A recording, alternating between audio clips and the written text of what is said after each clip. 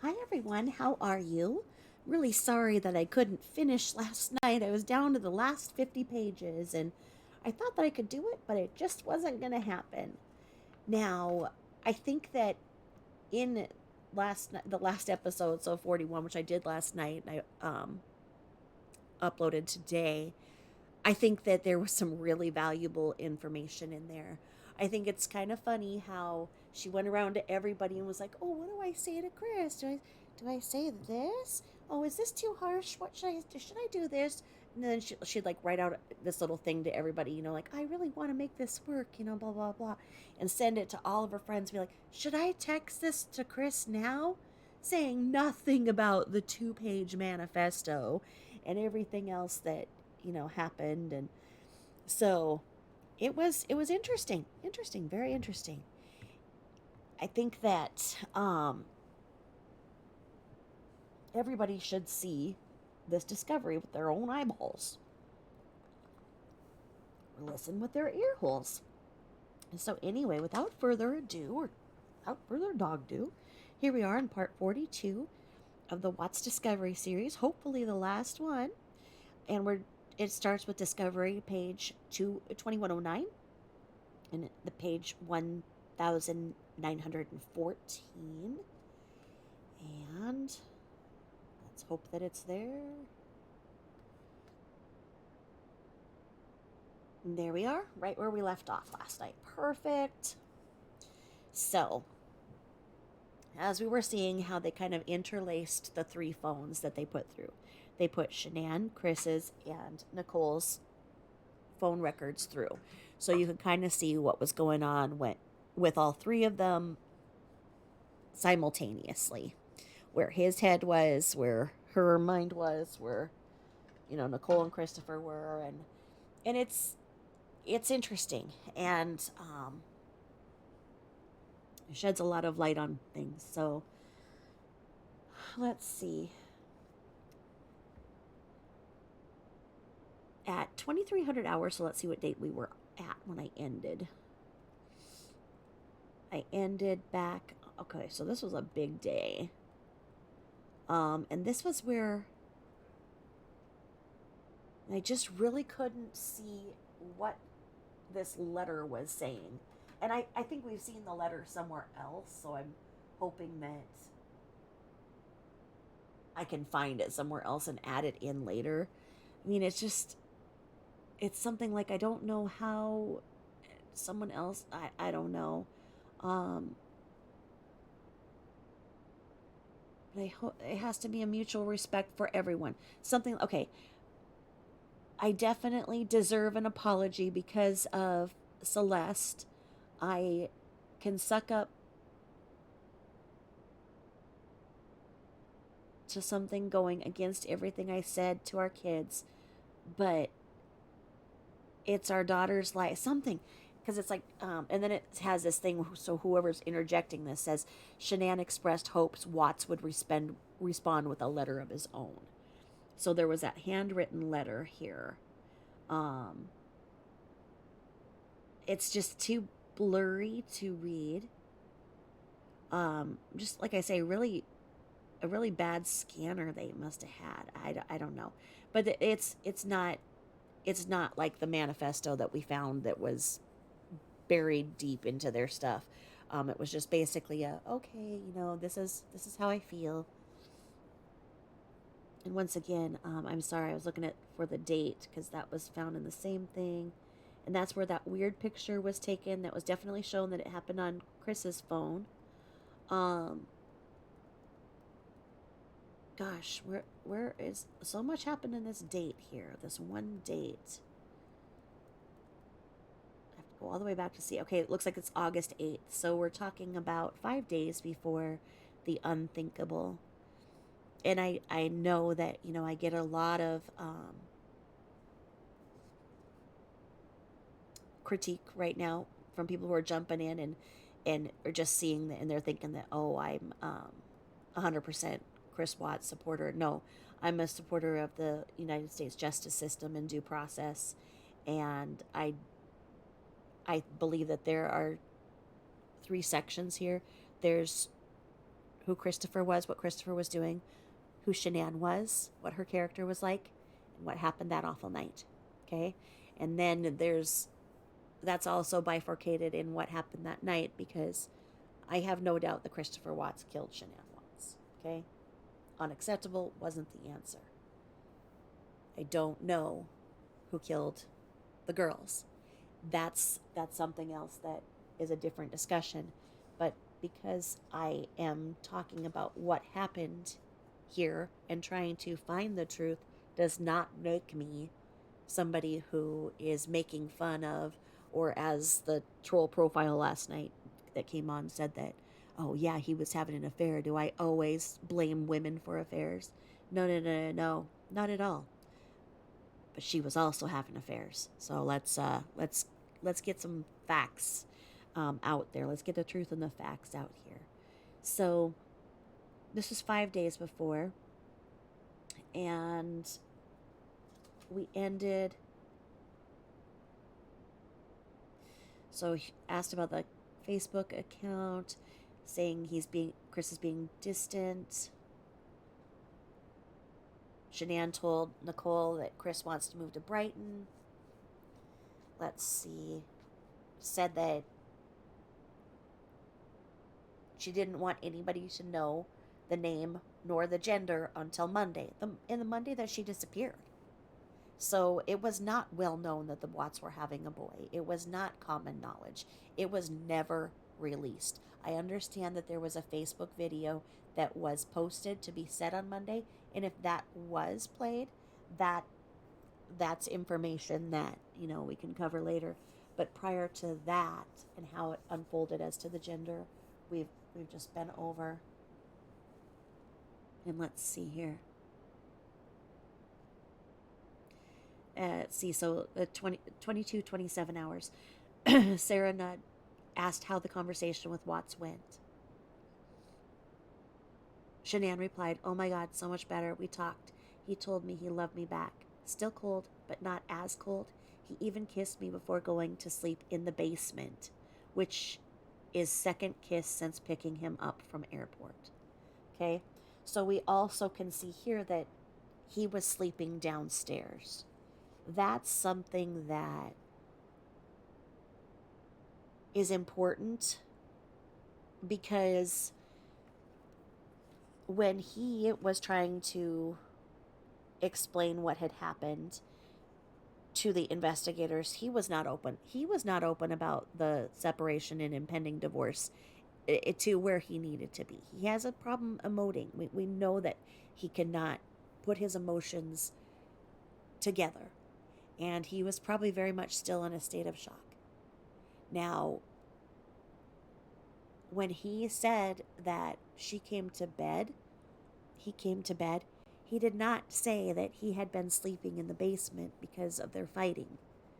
So, those kind of things would have made a bigger difference to have flushed out the story, to show what was going on and the tensions in that house, to make people better understand the dynamics that were happening. So we have this on page 1914 where Shanann is saying that, before he went to the basement, so he was sleeping in the basement, because I know that another creator kind of obsesses over the basement on the body cam, and it's like somebody was living in the basement, and then inferring that, oh, it was secretly her father, and they had all of these cameras in the house, and she was supposed to live in her office, and they saw what happened, told Chris to just go, and then they'd clean up the mess. And it's ridiculous. No, Christopher Watts was sleeping in the basement. When she was gone, he was down in the basement. When he had his mistress over, he was in the basement. He did not disrespect their marital bed. Now, there may have been some times where he would still come upstairs and whatnot. That's not, a secret or out of the question for the way they were fighting back and forth. But the fact of the matter is that he was sleeping downstairs.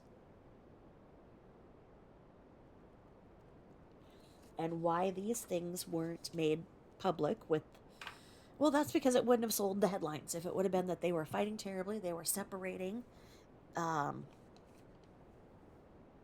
it wouldn't have been as salacious as this wonderful couple with zero problems ever. Wife goes to visit the parents in North Carolina, the grandparents, comes back, and oh, her husband just decides to unalive them all. Who knew? Y'all better be careful because that could happen to you too. No, nothing is that black and white. Absolutely not. And not here. Not here. So then it says, Shanann added, I want to tell you gender, but you have to keep secret. He wants to wait till I'm back to tell everyone. So Monday, Shanann said. He agreed to counseling. Shanann said Watts agreed to read the book I ordered coming tomorrow and write me a letter expressing, Shanann said. We are going away next weekend, just us. As I stated, Shanann has a very rudimentary way of writing, and she misses in words and whatnot. It's really interesting. She talks in that same way too, and her mother does as well. But this is again saying, and I kind of question. It's like I think that it's because it's baloney. I don't think that it was a boy, but maybe the genetic test is going to come in the last 50 pages, and we're going to see. So anyway, that same night, so on the 8th, we've got Watts transferring images of Kessinger, some semi-nude selfies, into his secret calculator application. And so that's what he's doing while he's simultaneously saying, yeah, I'll go to counseling. Sure, I'll read that book. Yeah. Yeah, we'll go out of town next weekend. Sure. And he's doing this. He's checked out. He's not telling her the truth. She hasn't told him the truth in a long time. And then August 10th, Watts took the day off from work and Shanann left for Arizona. At 06:20 hours, missing from Watts' phone but found in Shanann's, she told Watts, Good morning, honey. Sorry to make you wake up early twice today.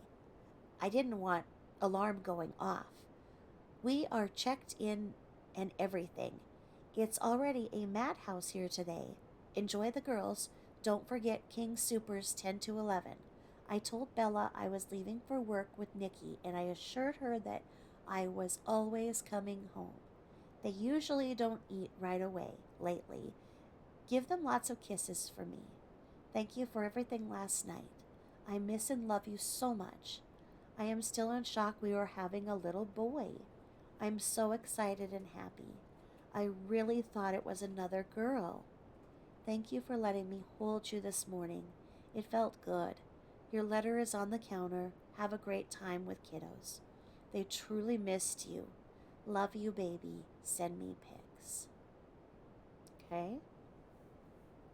So that's her going, okay, let's do this. And then Shanann told Watts at 6:43, I don't know why I feel weak standing. I'm drinking a Gatorade and had a biscuit, getting ready to take off.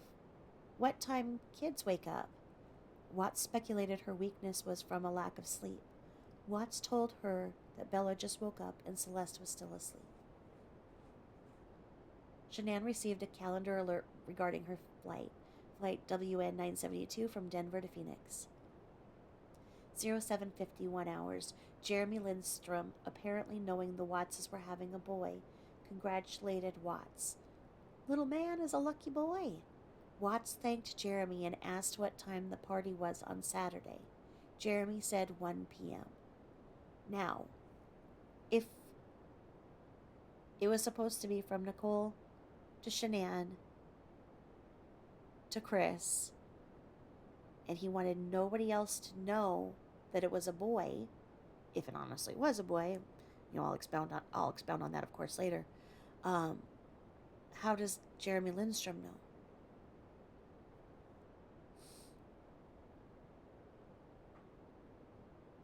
0803 hours, not found in Watts' phone. Shanann and Watts exchanged happy anniversary messages. So that must be their, 8 year or whatever. And then at 8:44, Shanann told Watts she just landed in Arizona. 0924 hours, Watts asked Jeremy, "Do you think McKenna is available to watch the girls for a few hours tomorrow night? I won a raffle at work for a Rockies game. It's with people I don't know from work, but I haven't been to a game in a while where the kids aren't involved and only last an inning." Oh, where the kids... I haven't been to a game in a while where the kids aren't involved and only last an inning, LOL. Jeremy replied, "Of course," and asked which house. Watts replied, "I would say my house because the girls would fall asleep easier and would be watching the monitor." When asked about what time, Watts said 5:30 p.m. Game starts at 6:15. Okay. So he waits till she's to Arizona and then asks this. "Oh, I won a raffle."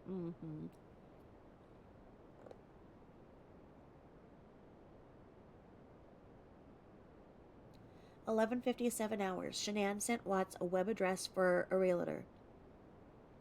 Home Snap. Ann Meadows. 3 minutes later, Watts visited the website. Okay.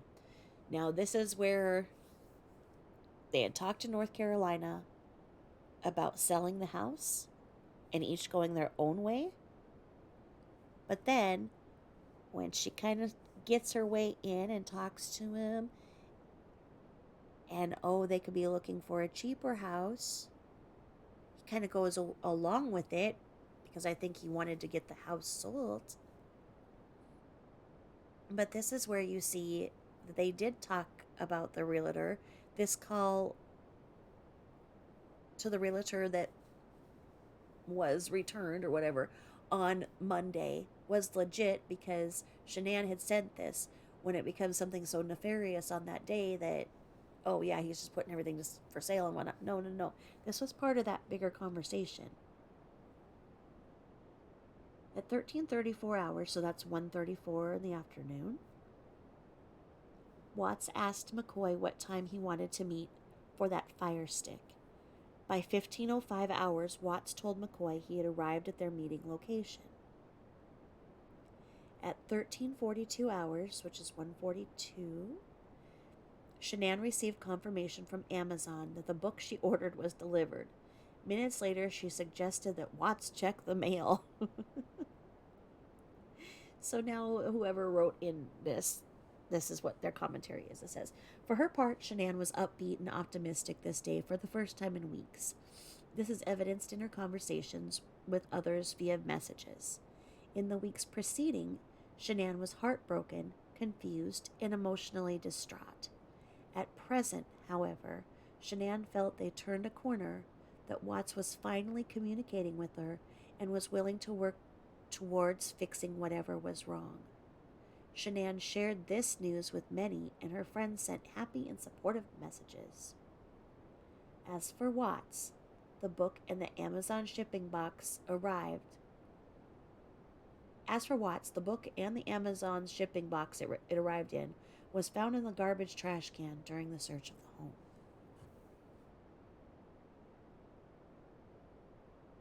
At 13:50 hours, so 1:50, Ronnie Watts asked if Watts deleted his Facebook account. Watts replied, "Yes, sir. Liberated myself." At 2:33 in the afternoon, so 14:33, Ronnie asked Watts, "If she's, Shanann, gone, you think we could FaceTime with the girls tonight? Or do you think that's a good idea? I don't want to get anything started."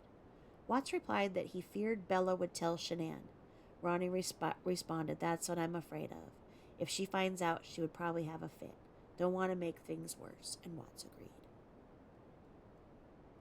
At 6:08 p.m., Shanann asked Matt Johnson if he was still planning to stop by her home and repair the air conditioning. Johnson said he hopes to and will coordinate with Watts. Shanann and Watts then exchanged messages regarding this expected repair. At 1908, so 7:08, Watts searched the internet for shows at the Comedy Works. At 10:07, or actually 8:07, Watts searched Google for Blue Agave Grill in both Denver and northern Colorado. 21:20, so 11:20 hours, Shanann called Watts and held a 10-minute conversation. At 11:34, no, I'm sorry, 21:34, so 9:34. Shanann searched the internet via Groupon for deals on hotels in Aspen. She sent Watts the link, and minutes later, Watts visited the same websites, featuring hotels in Snowmass Village and Aspen. I thought that there was one that's. Is there Snowman's and Snowmass? Or is that a typo?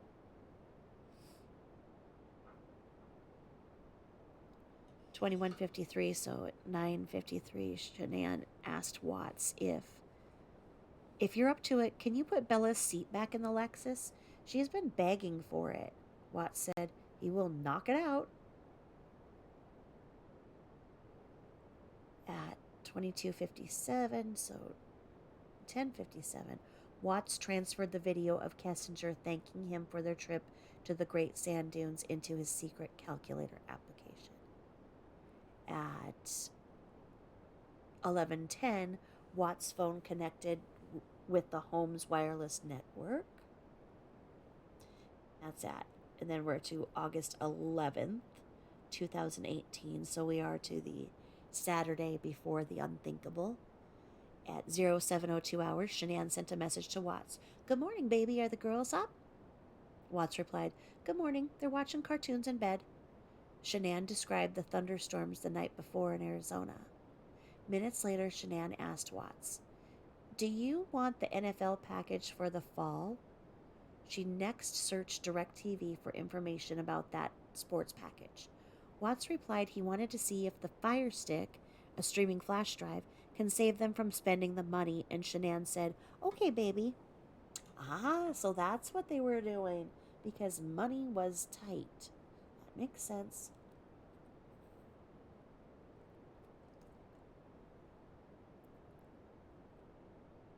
At 06:58, so this is out of order from that because this is 15 minutes before Shanann called. Jeremy asked Watts if he would rather go to the Broncos. Watts lied and said he would like to, but since it's related to my job, they'll ask me questions if I don't go. Yeah, right. Know what job you were doing.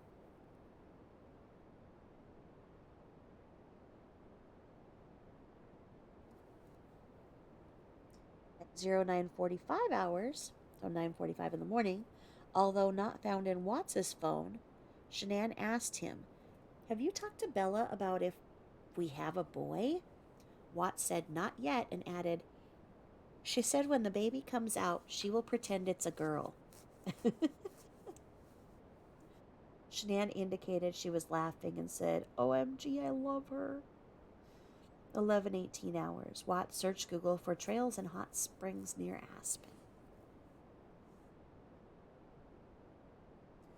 12:30, Watts told Shanann, Jen, McKenna, and Kylie coming to watch the girls for a few hours while I go to the Rockies game. Shanann asked him to ensure they don't feed Celeste anything she can't eat. She also asked Watts, Will you lock my office? And Watts said, Definitely. What did she have in her office that she didn't want anybody to see? At 1:49, Watts searched Google for Toyota dealerships nearby. Oh man, when I used to babysit, I used to snoop through everything once the littles went down.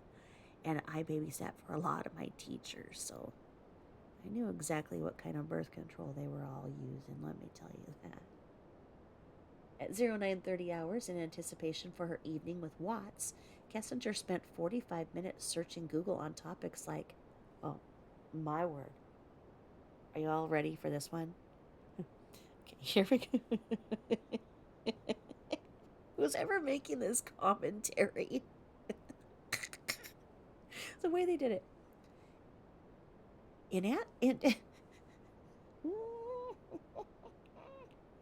In anticipation for her evening with Watts, Kessinger spent 45 minutes searching Google on topics like how to prepare for anal sex and the anal sex guide.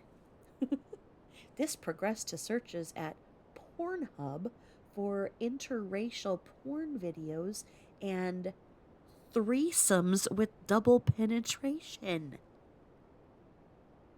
And then the next commentary says, this was by no means the only time she sought out pornographic videos via the internet.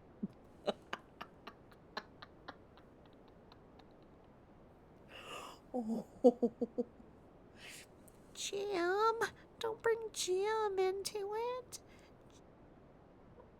Jim was deep into it. But anyway, at 16 for 2 hours. This was by no means the only time she sought out pornographic videos via the internet. Then interracial porn videos. So what? She was looking for some BBC is what she was looking for. And if you don't know what that is, BBC, well, it's not big blue corn cobs, I'm going to tell you that.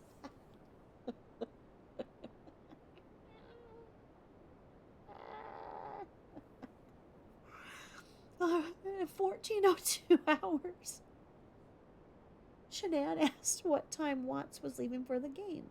He replied between 16:30 and 1700 hours, so 4:30 and 5. At 16:34, so 4:34, Watts called a local Papa John's pizza store.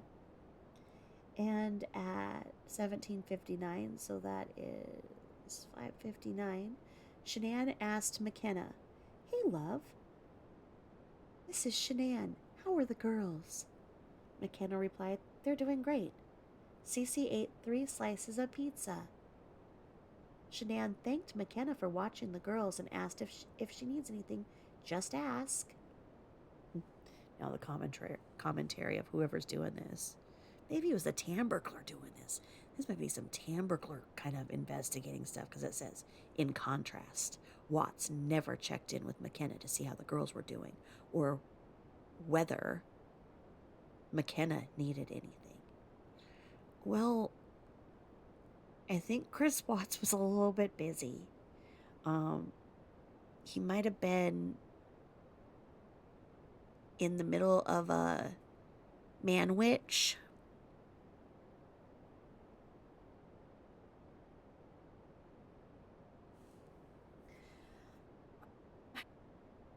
$33 hours. Watts searched Google for lazy dog on 120. So they were done with the At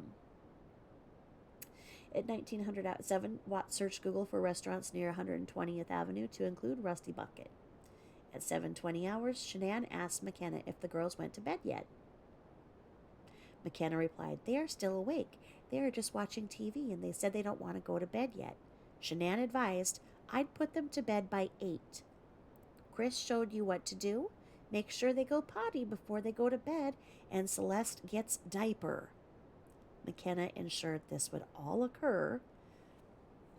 Make sure they go potty, yeah, so she doesn't want to be changing the sheets again, and by 8, that's a late night. But, it's a paid babysitter, so of course she's going to let somebody else do that. But when she's in charge, it's 6:30 to 6:30. At 11:12, no, 9:12, Shanann searched Google for the score of the Rockies game as well as what time Rockies game gets over. At 10 o'clock, Watts told Jeremy that he would be home in 20 minutes. At 10:04, having concluded her evening tryst with Watts, Kessinger searched the internet on topics like Chris Watts, Shanann Watts, Ronnie Watts, and 2825 Saratoga Trail. I say this commentary, and I don't know where this commentary was going from. This is part of the discovery in the phone dump. Like, you would think that it would just show, factual, the calls, right? But no, it's like this thing that took things out and does this. Like I said, having concluded her evening tryst with Watts, Kessinger searched the internet on topics like Chris Watts, Shanann Watts, Ronnie Watts, and 2825 Saratoga Trail. And then at 22:15, so 10:15, Shanann called Watts and held a 3-minute conversation. I doubt that he said that he just had a manwich, but anyway. Shanann searched Google and the internet for Lazy Dog menu. Lazy Dog restaurant and bar. Find a location. Now, here's this weird commentary, right? It says, how she came to learn so quickly of Watts's dinner expense is not reflected in the phone, but I suspect an alert from their bank or credit company. Yeah. She was watching the charges come in. She was watching a debit charge. That's what we see. So then at 22:28, so 10:28, Watts called Shanann and held a 3-minute conversation. Immediately afterwards, she sent Watts a message. Oh, save your receipt so we can write it off. How are you going to write that off, and why? Why would you be able to write off going to dinner with the boys after the Rockies game? Huh? Of course, she wanted to see that receipt to see exactly what food was on it, but to write it off? So August 12th, so this is Sunday, 07:32. So this is the day before everything went down. Not found in Watts' phone, Shanann sent him a message. Good morning, baby. Love you. At 7:58 hours, Shanann told Addie, I got a lot of work to do today and this week. Next weekend, I'm gonna go MIA well away with Chris in Aspen. At 8:09, Shanann asked how the girls were. Watts said they were good and drinking a shake. Shanann replied, Miss you guys. Give them kisses for me. Watts said he would, and Shanann told him to have a great day, and he reciprocated. Josh asked Watts if he was truly all right with Josh and his family staying with the Watts family when they move, and Watts said he was. Said, that's cool, man.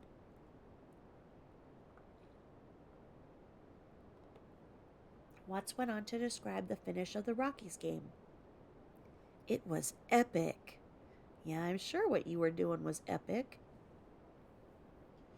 Shanann told Addie at 8:35 in the morning, I need to do better with my calendar. I don't block out family time.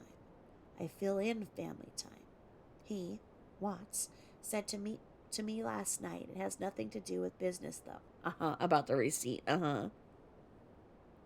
Addie said she thought this could have been the issue and insisted Shanann make more time for the family. Shanann replied, no, I agree. No, I think it's itty-bitty things. I sometimes can be bitchy and he gets that side of me. I know I tend to make him feel like he isn't able to do things because I have control issues. He said the other night he wishes I'd just let him hang up a picture. At 9 o'clock in the morning, Shanann's calendar had an entry titled, Talk, scheduled for this date and time.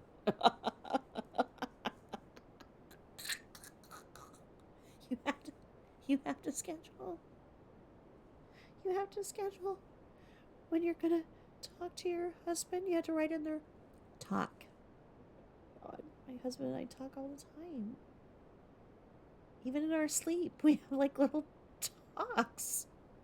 Especially if I have a nightmare or something that he cheated. Oh, he could get in a lot of trouble in the middle of the night. I can tell him right off. I'm telling you. So at 09:04, so 9:04 in the morning, Shanann continued with Addie. Always have, but he also never calls me out. He never fights me. Just goes with the flow. He and I know I like things done a certain way, but I never thought about how that might make him feel as a man. I don't even know if this is what's bothering him. He still hasn't said it. I can't tell it says. And then it says, I'm praying he wrote a letter like I asked since he can express himself better in a letter than talking. Oh, okay, so that's what this thing was, because it was like this weird thing, and then whoever's writing this says, I have learned that is an emoji indicating a woman shrugging. Okay, so it's like, looks like two little cards and a light bulb. I don't know how. I mean, before we had actual emojis, I guess that's what we did in 2018. Shanann added, I'm the pusher and he is the withdrawer. Well, I don't know what was going on the other night with the Manwich, whether or not he was the pusher or the withdrawer, but one can wonder. One can wonder. Anyway, I'm the pusher and he's the withdrawer. He has strengths that are my weaknesses and vice versa.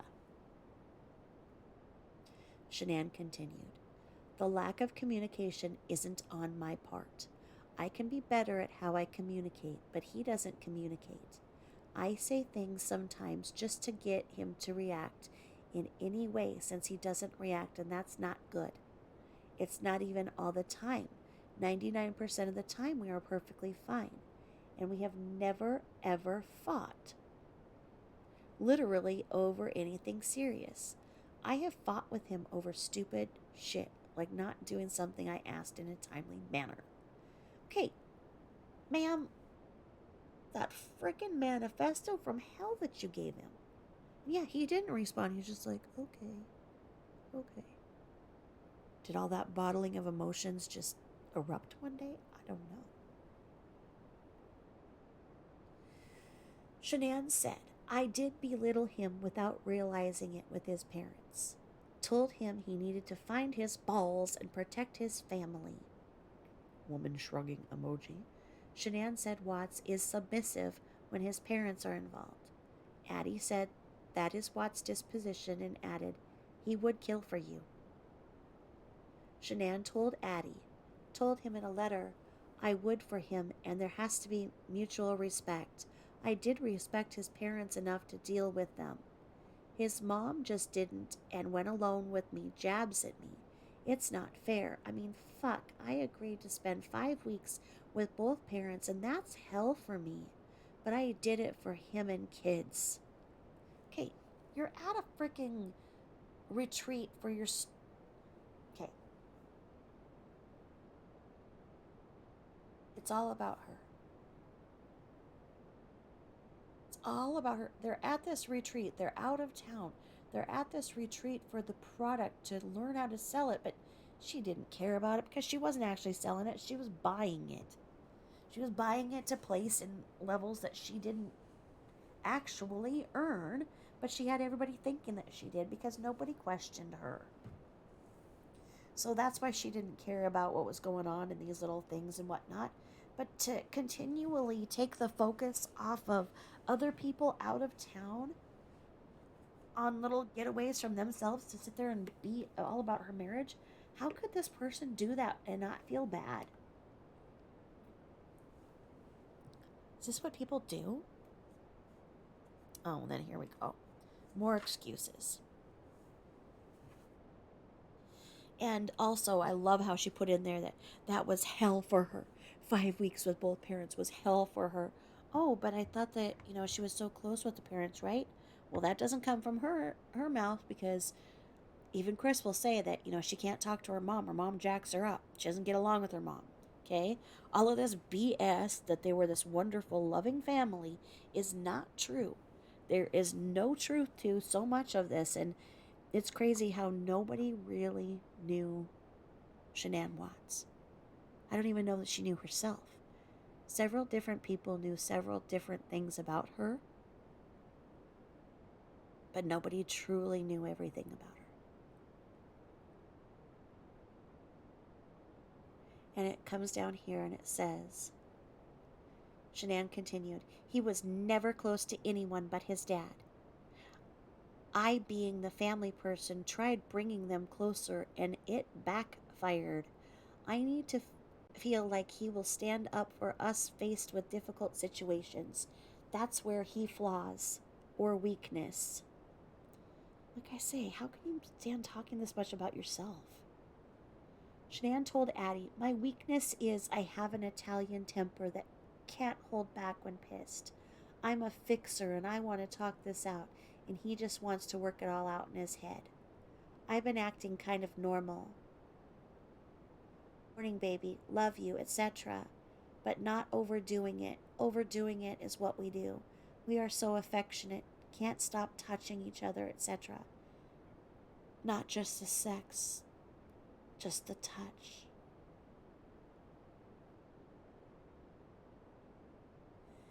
At 09:57 hours, so not even 10 o'clock, and this woman is sitting there complaining and bitching to everybody. But anyway, Shanann asked Watts, "Can you do me a favor today if you have time? Can you get the girls' backpacks ready for tomorrow with blankies and spare clothes, please? If not, I can do it in the AM." Watts said he would. Okay, now this, would really speak for the prosecutor in saying that, well, you guys might have been talking about separating whatever, you both had intentions of them going to the school, right? Because, yes, those backpacks to be, packed. And then at 10:32 in the morning, Shanann asked Watts to send her some pictures of the girls. She said, "I miss them." And so he sent her a picture of the girls at breakfast. And whoever's doing the commentary says, roughly 18 hours before their murders, Watts took one of the last known images of Celeste in life. He sent this and one of Bella, taken at the same time, to Shanann.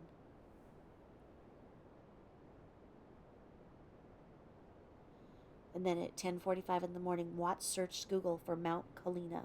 He preserved an image of the volcano spewing lava and smoke. And at 11:13 in the morning, Shanann asked if the girls were taking a nap. Watts said they were just laying down. Shanann asked Watts, "If you have time before they wake and want to call back, I'd love to talk to you." Smiley face. Watts said, "Okay," and he never did call. At 12:17 hours, commentary says, perhaps the last image of Shanann taken in life. And metadata confirmed the date and time.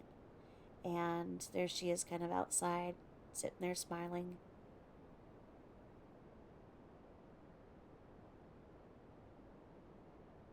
And then at 1:30 p.m., Watts took photographs of the girls playing in the distance in a backyard near a small pool at the Lindstrom's birthday party.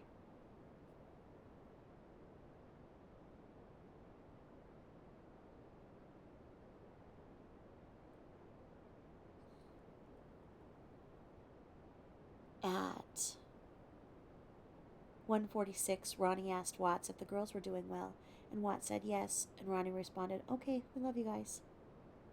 And at 3:56, Shanann asked if the girls had fun at the party. Watts said they were still there and they were having fun. Shanann replied, "Good, I'm glad. Okay, I love you." Watts did not respond. Watts searched Google for Parasutin, a volcano, and then at 6:44, a photo was created in his image file documenting the temperature setting in the refrigerator.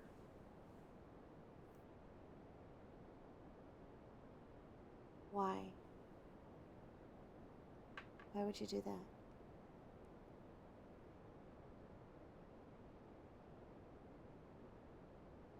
And then 3 minutes later, a photo of 4 chicken breasts on a barbecue grill was created in his image file.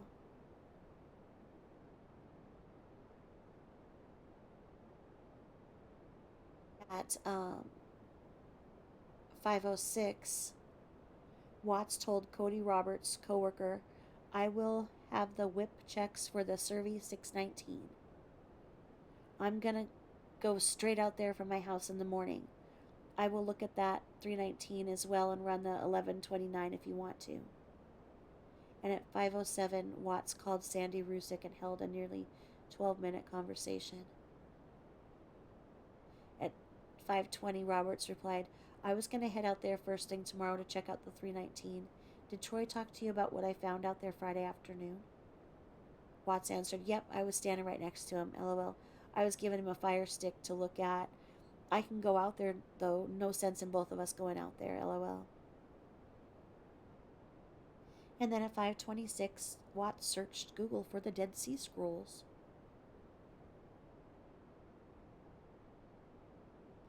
Why do I know about that Dead Sea Scroll thing? I think that they were having a conversation about it and he didn't know. He was asking if he could buy them or something, right? I don't know.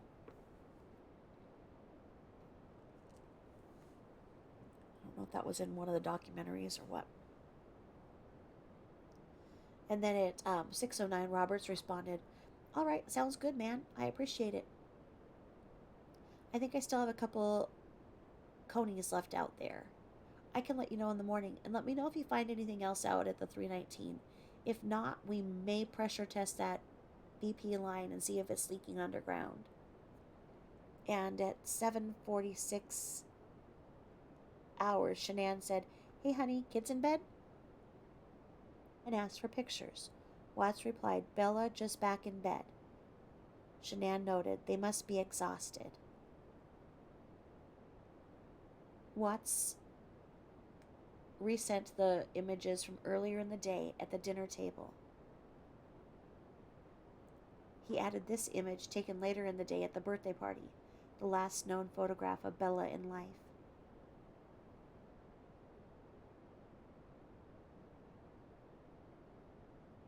Oh, Bella. Just so little. So little.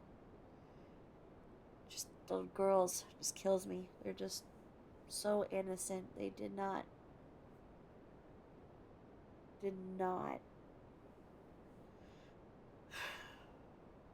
even know it was coming, did not. I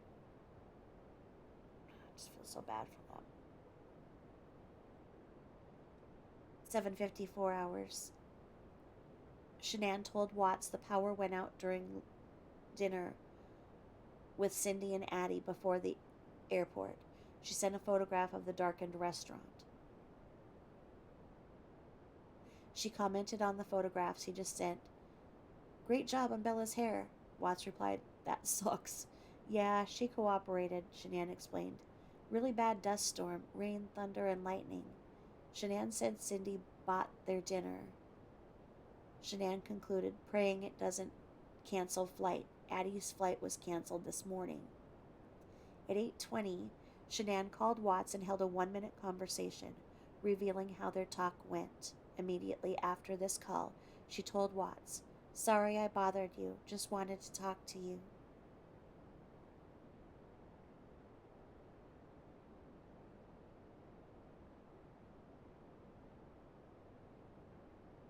Okay, I see.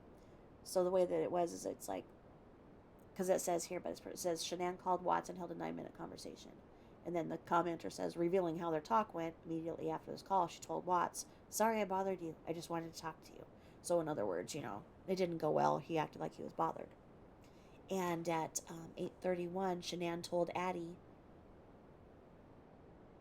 she can call Chris about Jack. He's up.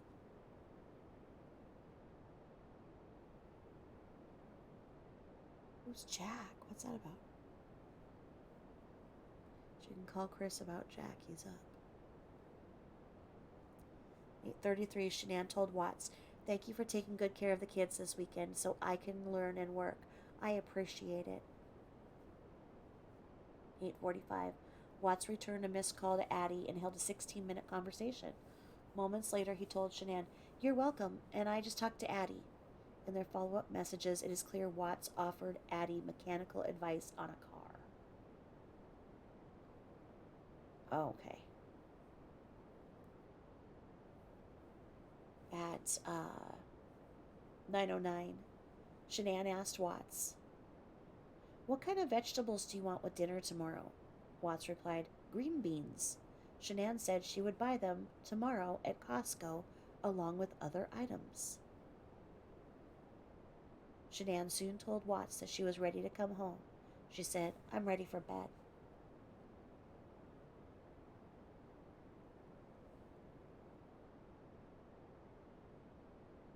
Shanann sent a message to Addie explaining the accompanying text was what Shanann planned to tell Watts tomorrow night. The message read,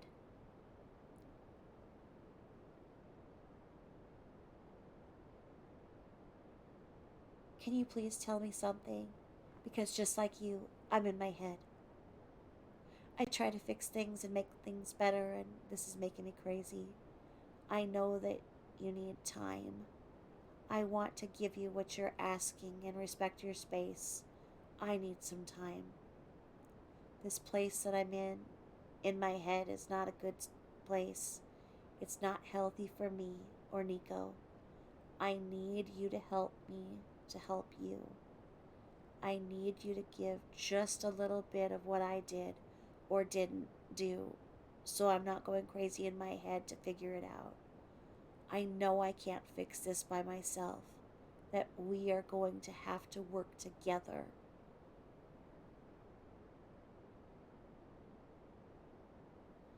At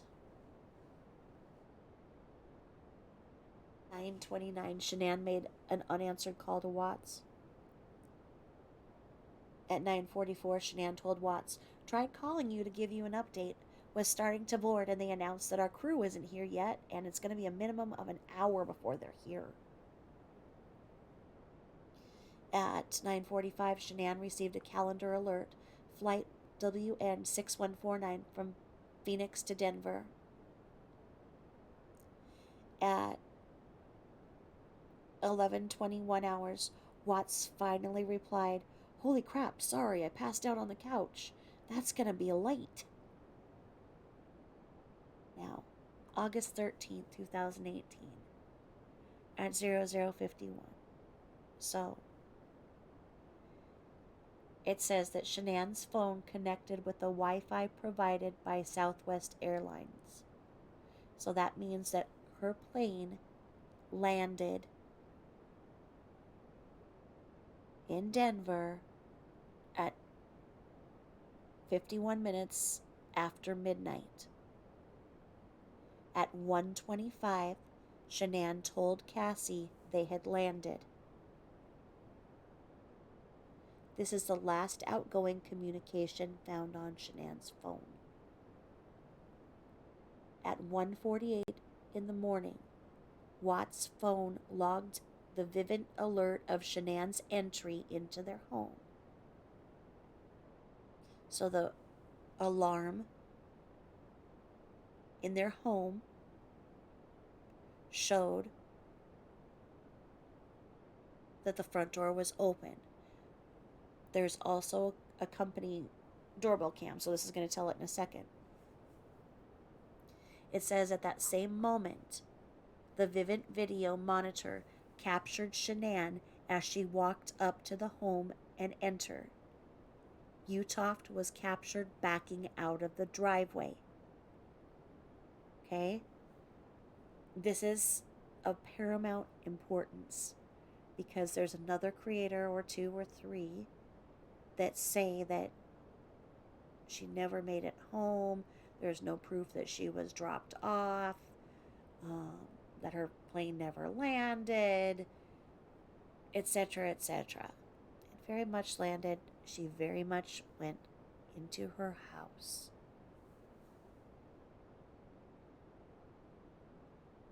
At 2:01 in the morning, in a group text, Utoft told Cassie, "We are home." Shanann's phone activity is otherwise dormant until 0740 hours when Watts sent the device a staged message pretending not to know where she was at. Okay, so whoever is writing in this narrative is implying that they don't know this, and this is supposed to be a factual discovery. Now, if I'm talking, that's because I'm a private creator on my channel, where the troll yesterday said that I'm doing this for money, and I have never made a cent off of anything that I have done online. I'm in this probably $2 to $3 grand at this point of what would be my own time and what I've invested in and finding things and whatnot. And So I'm upside down $3,000. I have never made a cent. I don't know what kind of legends are out there that people make all this kind of money. There are people who make money, and you can track that in Super Chat, whatnot. And you've never seen me get anything like that, have you? Don't see me with a wish list. You don't see me with anything. I did put a Cash App thing because somebody asked me once for it to buy me coffee, as some people do in return for listening. They're like, let me buy you coffee, send you $5 or whatever. To this date, I have not received anything, nothing on my PayPal, nothing. I have not received anything. This has been my effort in contributing to finding the truth, where I was part of the problem in the beginning is I was misled by another creator when I thought that I was on the right path. So, other creators are out there and they don't have the truth whatsoever. They may be making money, they may do this or that, but I have not made 1 cent. I am disappointed in this discovery. This person is not giving the facts of how the calls came in and when. Okay? This is how we have the problems. This is how we have conspiracy theories. This is how we have people saying the plane never landed, they never came in, because they're questioning how this person knows this, because how does this person say that Watts sent a device, a staged message pretending not to know where she was at? How do they know that? This is a discovery, it's supposed to be a factual phone dump. That should not be in there. At 02:18 hours, the home's router logged an unspecified activity in Watts' home. What is that?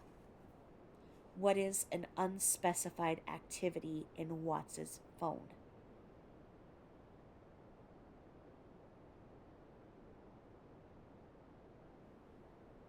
What kind of reasonable doubt is in here? How many different ways? What is a unspecified activity? At 02:18. Unspecified activity. Is that when Shanann went to try to pay for the hair product that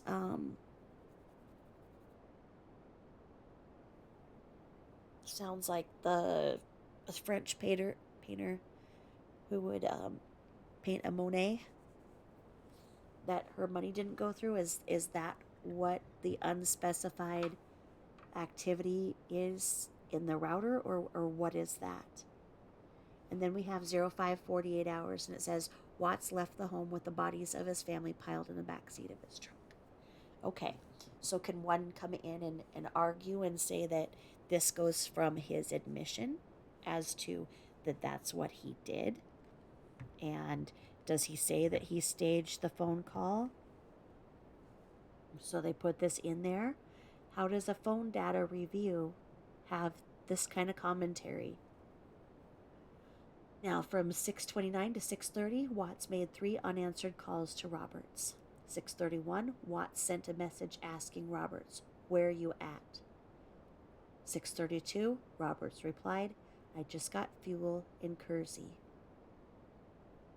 6:32, Watts made unanswered call to Roberts. 6:33, Watts responded with 2 messages to Roberts. "Okay, I'm in Survey. Where are you going first?" 6:33 hours, Roberts answered, "DPC State," and Watts replied with a thumbs up emoji. 6:35, Roberts advised, "I need to call Chad and see if he plans on still stroking the 1029 out there to see if it pumps up. If so, I'll have to meet him, or he will have to get the Canon plugs from Tony, okay?" And at 6:35, Watts responded, Okay, let me know before I leave here. At 6:38, Roberts added, I think he, Chad, may be heading out there today. Phone was breaking up pretty bad. At 6:39 hours, Watts, likely fearing another employee may show up at 3:19 while he was disposing of the bodies, Watts made an unanswered call to Chad McNeil. Again, how does this person know that? Why don't you just say what happened and where this was going? At 6:41, Watts followed that call with a message asking McNeil, You headed out to Survey? I'm out here. Cody said something about pumping up the 1029. 6:43 hours, McNeil replied, Well, since you're out there, you want to fire it up? Have Cody bring his cables. And at 6:44, Watts agreed. Okay, I will. And McNeil advised, I'll head that way in a bit. At 6:59, Roberts told Watts, I guess I'm headed out that way to start up the 1029, and Chad will be meeting us out there. And Watts replied, okay. At 0:17 in the morning, Watts took a photograph of his laptop screen, presumably sitting in his truck. And the metadata confirms Watts was at the Survey coordinates. The image is apparently only in thumbnail format, and enlarging it blurs out the writing on the laptop screen. At 7:40, Watts sent the staged message to Shanann's phone. If you take the kids somewhere, please let me know where they are. At 7:40, Watts made a 2.5-minute call to Troy McCoy. 7:41 hours, Robert told Watts, I'm here at the 1029 now. You mind coming out here, just in case something gets sideways? At 7:43 hours, Watts told Roberts, yeah, I'm at 319. One sec. Watts then took this picture. So it's a couple of cables. I don't know. I hope that isn't a picture of the big dump that he took out there, but anyway. At 7:43 hours, Watts called Luke Eppel, co-worker, and held a 1-minute and 45-second conversation. At 7:43, Robert asked Watts, 10-4, how's it look? And Watts replied, fresh, LOL. Maybe it was a picture of his crap. I don't know. 7:47, McNeil called Watts and held a 2-minute conversation. 07:51, Roberts asked, is it a lot? Watts responded by sending the image he took minutes earlier.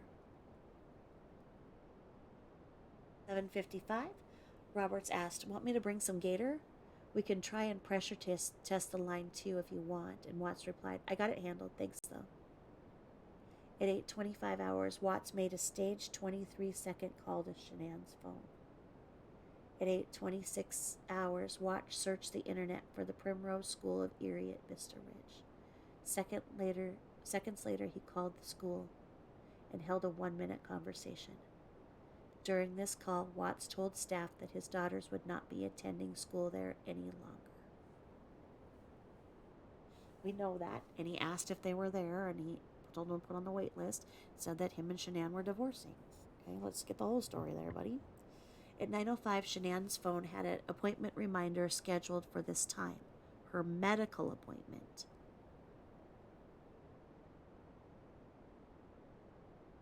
Oh. And then it says seconds later, Watts called Ann Meadows, the realtor, and held a 3-minute, 40-second conversation.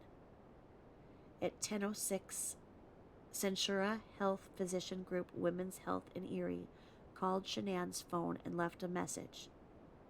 Confirm the calling number listed to this clinic. At 10:10 hours, during a respite, following the murder of his family and disposing of their bodies at a desolate well site, Watts searched Google for the lyrics to Battery by Metallica.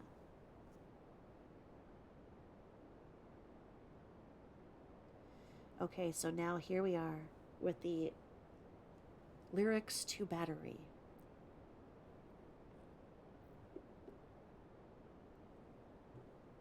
Without headbanging, I don't know if I can do this properly, but here we go. Lashing out the action, returning the reaction. Weak or ripped and torn away, hypnotizing power, crushing all that cower. Battery is here to stay. Smashing through the boundaries, lunacy has found me. Cannot stop the battery, pounding out aggression. Turns into obsession. Cannot kill the battery, cannot kill the family. Battery is found in me. Crushing all deceivers, mashing non-believers, never-ending potency, hungry violent seeker, feeding off the weaker, breeding on insanity. Smashing through the boundaries, lunacy has found me, cannot stop the battery, pounding out aggression, turns into obsession, cannot kill the battery, cannot kill the family. Battery is found in me, battery, battery. Circle of destruction, hammer comes a crushing, powerhouse of energy, whipping up a fury, dominating flurry, we create the battery.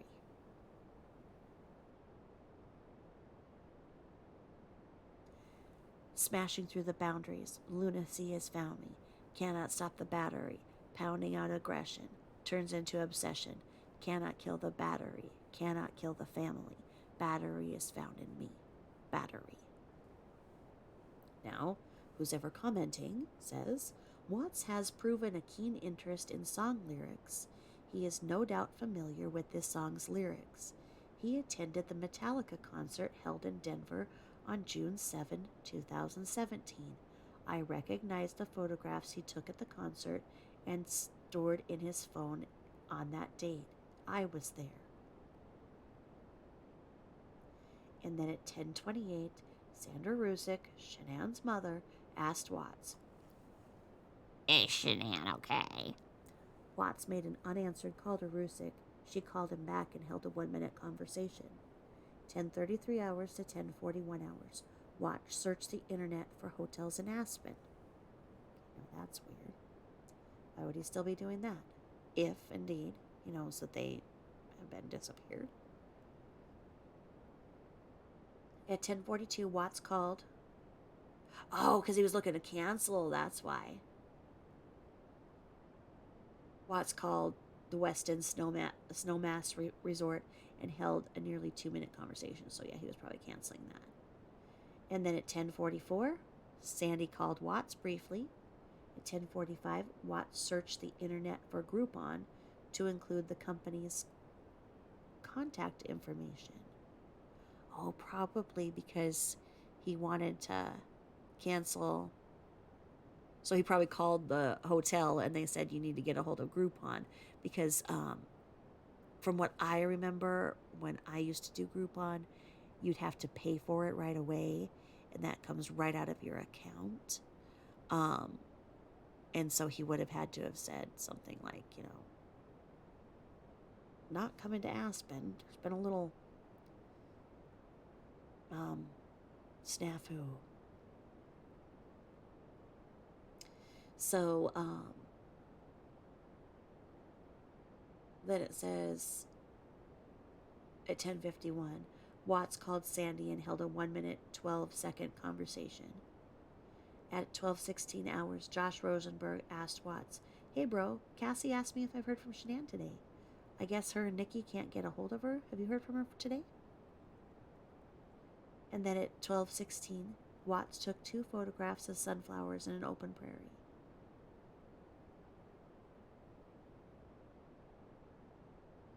At 12:17, Watts' phone received an alert from his Vivid panel.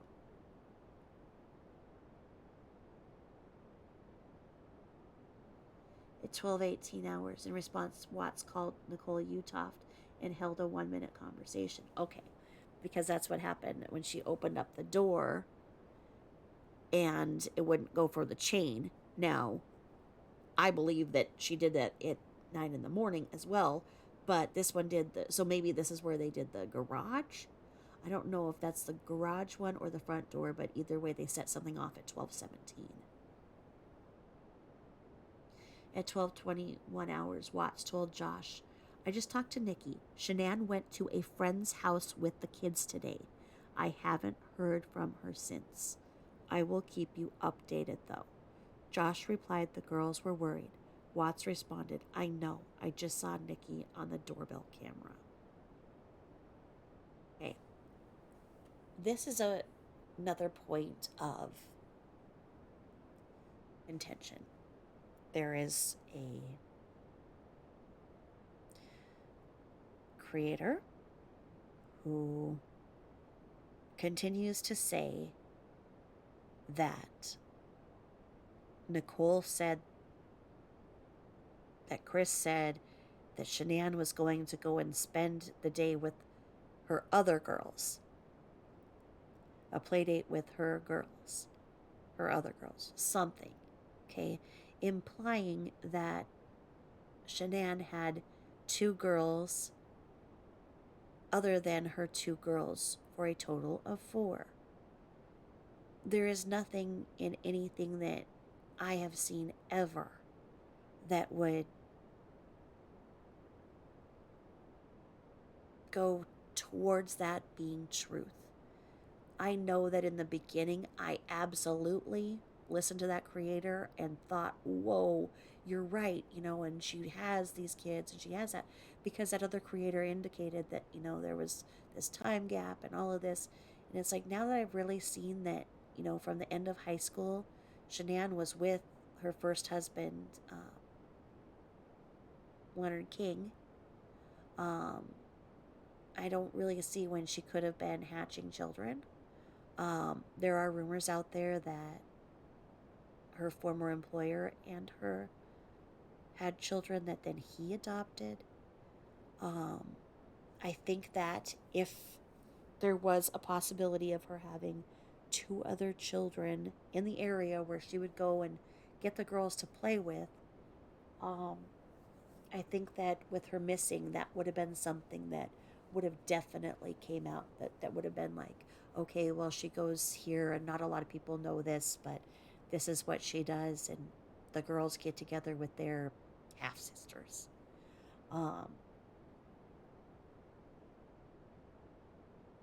I think that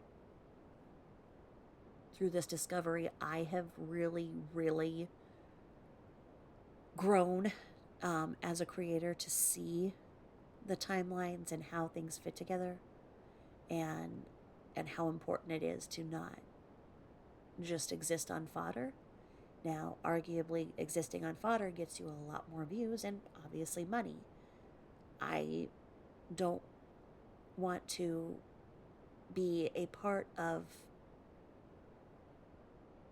lying and manipulating and exploiting for money. I want to continue to be truthful and, like I say, be a part of, the solution. And now that I've found out more, I don't believe that she had other children, but others do. So anyway, it says here that at 12:27, Watts called Utoft and held a 2.5 minute conversation. And at 12:27, Ann Meadows told Watts, "Hi, I'm working on your market analysis. I would like to bring my listing coordinator with me when I bring it. Did you finish the basement? Any other upgrades?" These messages were also found in Shanann's phone, likely sent as a group text by Ann. Now, are these pictures of the basement ones that were sent to Ann?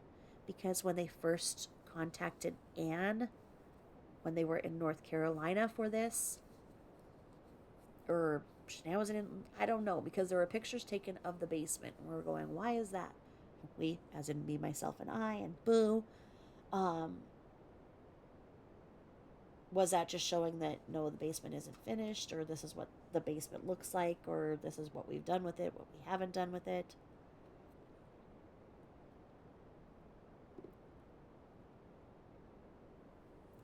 Addie asked at 12:31. Addie asked Watts if Shanann was okay. In quotations, everyone is worried. It's not like her to not respond, and we haven't heard back from her all day. At 12:41, Watts called Utoft and held a 40-second conversation. At 12:43, Cassie told Watts, "Shanann is in a very bad way emotionally, and I'm worried about her. I know you're having issues, but want to, I don't know to what extent, but I do know that I've never seen her so broken to an extent that I'm worried. Watts replied, she went to a friend's house with the kids. She won't tell me where, though. When I get home, I will update you. Okay. Minutes later, Cassie told Watts, sweetie, nobody knows about you and her other than Nikki. Okay, wait a minute. Minutes later, Cassie told Watts.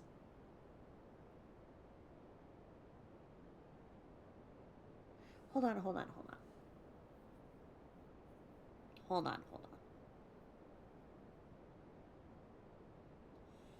Didn't this person in their narrative that's doing this say that Shanann was more upbeat in the messages in that weekend than she had been in weeks? So how do we go now to this again? So I don't know. At 12:43, Cassie told Watts. So Cassie is telling Christopher, Shanann is in a very bad way emotionally, and I'm worried about her. I know you're having issues, but I don't know to what extent. But I do know I've never seen her so broken to an extent I am worried. Watts replied, she went to a friend's house with the kids. She won't tell me where, though. When I get home, I will update you. Minutes later, Cassie told Watts, sweetie, nobody knows about you and her other than Nikki and I, so where would she go if not with Nikki and not to Arizona where I'm at? Her car and shoes and everything is at the house. What the heck is going on with you guys that she would totally shut out everything? It's not like her. Okay. Watts responded, I told Nikki about it so she wouldn't freak out anymore at the house. I think Christina knows as well. We talked last night and I told her I wanted to sell the house, get something smaller. Separation would be best right now if we can work through the issues. I really don't want you to think I'm a bad person, Cassie. Cassie replied, right now I don't care about you or your relationship or what type of person you are or not, or what I think of you, and I'm not trying to be rude when I say that. In the midst of all that was occurring, Watts tended to his real estate concerns, telling Ann Meadows basement is still unfinished, no other upgrades. At 1:03, Cassie chastised Watts, explaining her only concern was for his damn wife and her well-being. Cassie advised, Nikki is calling the police. Cassie told Watts, she is broken emotionally. Her blood sugar dropped due to not eating, and it could cause her to pass out. So unless you want the police to bust your damn door down, you get home and check on your family. Meadows replied to Watts during this exchange, suggesting a house at 6508 Saratoga may be viable. At 1:05, Watts told Cassie, I'm going home, Cassie. On my way. Don't call the police. I will be there in 45 minutes. Cassie thanked him and explained her fears. Nikki and I know what state she was in all weekend, and we want to see she isn't in the house because this is seriously a concern. At 1:07, Watts called Cassie and held a 1-minute conversation. At 1:13, McCoy asked Watts if everything was okay. If you need anything, let me. Okay, no, so I just had a quick thought, and it's like, this would absolutely be going towards the prosecution because they would question Christopher Watts at this point and say, well, she said she was going somewhere, but you didn't see anything on the alarm that any of your doors were opened, did you? So you must not have thought that she left the house. But then the defense could say there was something. The garage door was triggered at 12, so somebody could say, okay, she left in another car with somebody and left out the garage door. Maybe. At 1:14, Meadows asked if Watts preferred a 3-car garage, and Watts replied, 3-car garage. I will drive by the 6508 address when I get home. Now, this is wrong. This is not correct. The person making these commentaries does not know what they're talking about. Watts is trying to put his house on the market, not buy something down the street. They're trying to get a comparable home to see how much they should list the home for. That's why she asked about the address, and he said he would drive by because then he could look and say, okay, that has the same outside, when you buy one of these cookie cutters, you have a layout, and you have these different kinds of front pieces that you can get and whatnot, and obviously the 2-car and 3-car garage, blah, blah, blah. So what she's asking is if that home also has a 3-car garage, okay? And he's saying, but a 3-car garage, he's confirming that it's a 3-car garage. The person making the erroneous narrative says Meadows asked if Watts preferred a 3-car garage, and Watts replied, 3-car garage. I will drive by the 6508 address when I get home. It's not that he preferred. No, he was confirming that's there because that helps confirm that this is an equitable comp in seeing how much they should list the home for. So this person doing this narrative for this phone data review is very, very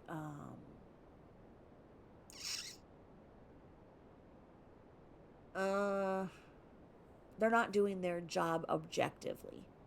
They're putting in things that they don't know. This is reading like a part of somebody who did a book in it. Like, it's like, okay, during this time, this is this. And I like the part where it is like that, where it's layered over who's doing what. But when it comes down to basic factual information and these innuendos, that's not proper for a criminal investigation and a discovery. And they would have been torn to pieces in a court setting. At 1:31 hours and at 13:59, so at 1:33 and at 1:59, Utoft called Watts twice briefly. At 2:10, Christina Meacham asked Watts, what's going on? Where are you? We're so worried. And then 3 faces, and it says, what? WTF?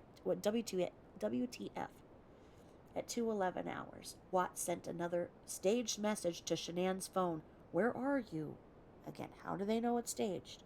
Well, based on, yes, his confession that he had taken him out, then yes, you could say it's staged, but it's not this person's. It needs to be factual. At 2:14, messages from Utoft were finally received by Shanann's phone. In parentheses, by all accounts, these would have been sent by Utoft earlier in the morning before she called police.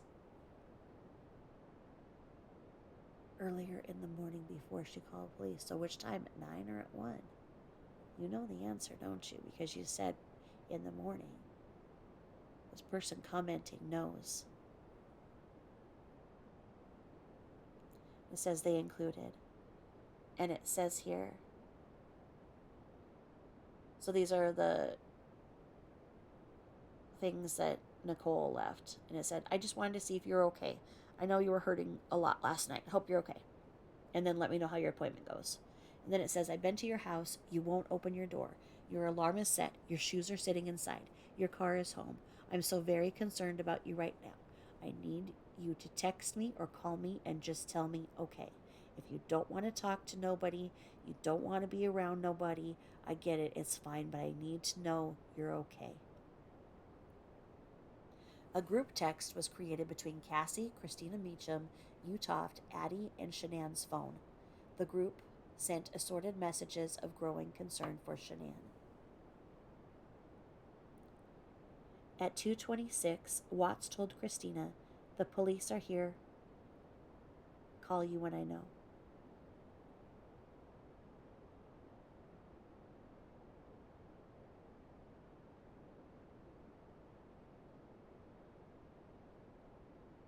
At 3:46, Addie asked Watts what was happening. "I'm so worried," and Watts called Addie and held a 6-minute conversation. At 3:48, Addie told the group, "The police need to look at Chris's cell and computer." Now, the commentary says, Shanann's phone soon exploded with anxious messages of concern from friends and family across the nation. As the afternoon moved into the evening, the messages became gut-wrenching pleas to hear from Shanann, sending her prayers, hope, and their love. At 4:22, when Kelly Burke asked what the police were saying, Watts said they will file a missing persons report in the morning if we don't hear from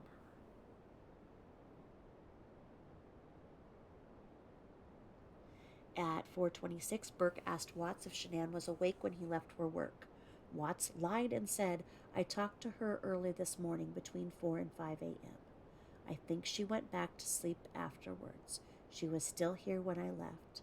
Kids still sleeping." Burke said she was scared, and Watts said he was too. At 5:01 hours, Kessinger made 2 unanswered calls to Watts. There's a red stamp here, and it says deleted. So whatever here was was red stamped. Something was taken back out. At 5:05, Watts called Chase Bank and held nearly a 2-minute conversation. He called a separate number for Chase moments later and held a 2.5-minute conversation. At 5:30, Watts made an unanswered call to Kessinger. And then there's the other weird red stamp thing that says deleted. At 5:48, unaware of events, Meadows asked if Watts drove by the 6508 Saratoga address.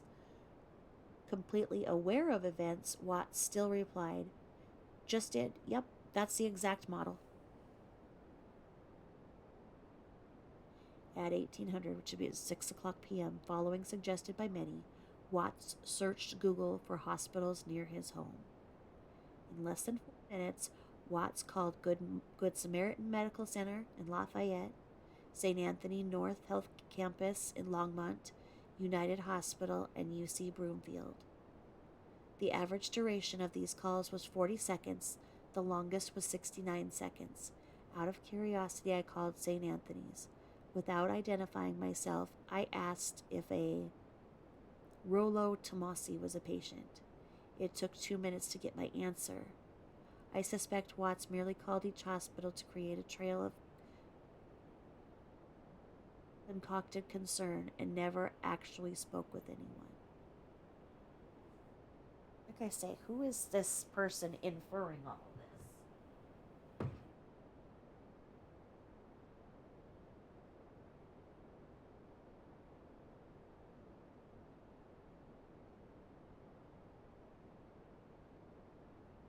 Oh.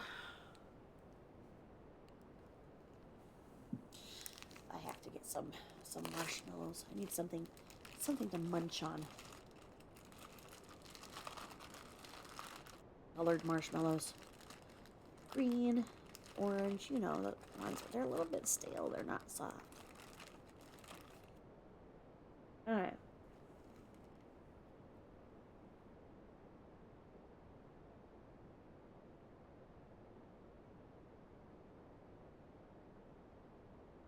At 18:30 hours, Meadow asked if Shanann was okay, noting that she has not taken part in their group text exchange about selling the house.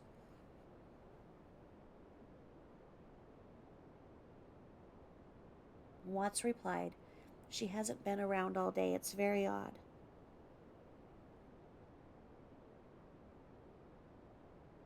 Because there was a group text. This I'm just saying this on the side. Like the week before when they were talking about Ann Meadows, I think Shanann created that group text or whatever so that they would both be in the loop.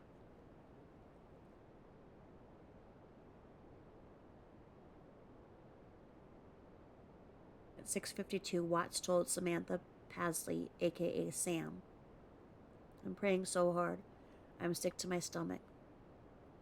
Cops searched the house up and down and drilled me pretty hard. I have no idea where they could be." Sam asked why the police were drilling him. An hour later, Watts explained. "They are just being thorough. They got to do all the digging they can. I saw them this morning. Yeah, people are helping me search. You don't need to get on a plane. We have a lot of support here." So, is Sam Pasley the one that was with her at Mount Fiji? I wonder if she's a North Carolina friend.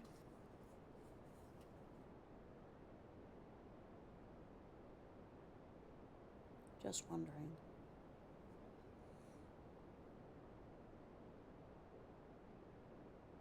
Let's see. And then it says at 6:52, Watts told. Okay, wait. Okay. So then we go to the next. At 7 o'clock, Watts received a calendar notice titled "Dinner with Shanann." Shanann had a similar entry, "Dinner with Chris," but scheduled for an hour later. What, literally, it is scheduled in there for the wife and husband to eat dinner? As everything was scheduled? And then you have to schedule in there talk? Unbelievable. 8 years together. And then it says the hour difference indicates she created the entry while in Arizona using that state's time zone. In my experience, iPhones fail to make the transition when traveling to other time zones after an event is entered in the device's calculator. This person writing the narrative says.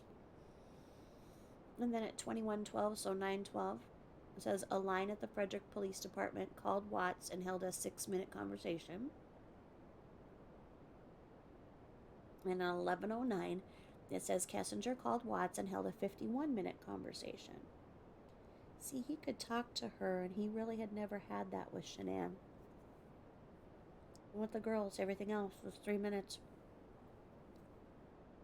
And then at 11:09, after it says they had a 51-minute conversation, it's that red stamp that says deleted. On August 14th, at 2 minutes after midnight, Kessinger searched Google for Shanann Watts. At 1:58, Watts played phone tag with a line at the Frederick Police Department.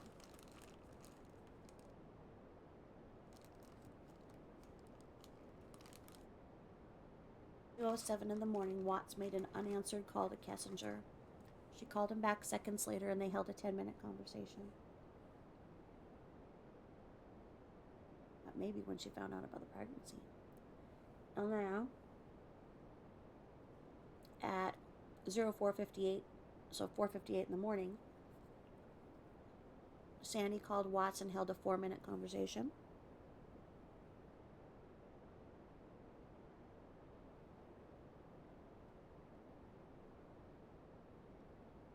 And at 6:32 in the morning, Sandy called again and held a 6-minute conversation.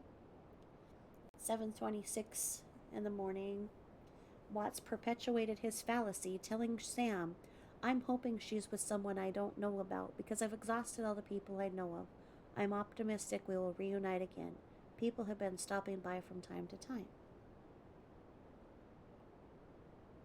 At 9:29 in the morning, Watts transferred one last image to his secret calculator application, a semi-nude selfie of Kessinger. At 12:08, Kessinger spent nearly 4 hours searching Google and the internet for Watts, news outlets, and new accounts of Shanann's disappearance. And then there's this red stamp and it says all deleted about something. Why wasn't Kessinger at work? Or was she at work? Googling for 4 hours. Can you get paid to Google when you're a geologist? At 12:31, Watts began to tell others he was doing interviews with the news media. At 1:36 hours, Watts told Sam an Amber Alert is not applicable to the facts as they are known presently. Watts added, they just swept the house with dogs to pick up a scent. Watts said he has completed all his interviews with the news outlets. At 14:21 hours, Watts added Fox 31 reporter to his contacts. At 2:30, Watts called Sandy and held a 10-minute conversation. At 3:04, Watts told Addie, Good morning, America has contacted my sister. At 5, Kessinger searched Google on topics like, can cops trace text messages? How long do phone companies keep text messages? Difference between text message content and text message detail. That weird red stamp that says all deleted. And then at 6 o'clock it says Watts had a calendar entry titled Talk.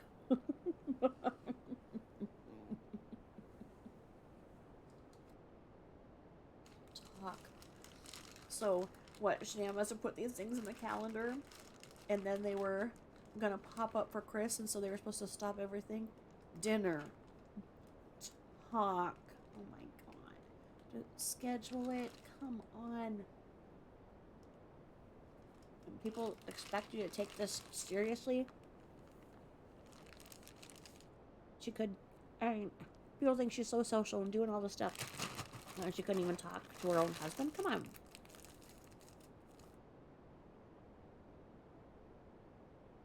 This was not a healthy, functioning marriage, let alone one that was picture perfect like everybody wants to think. I wish that marshmallows wouldn't get stale so fast.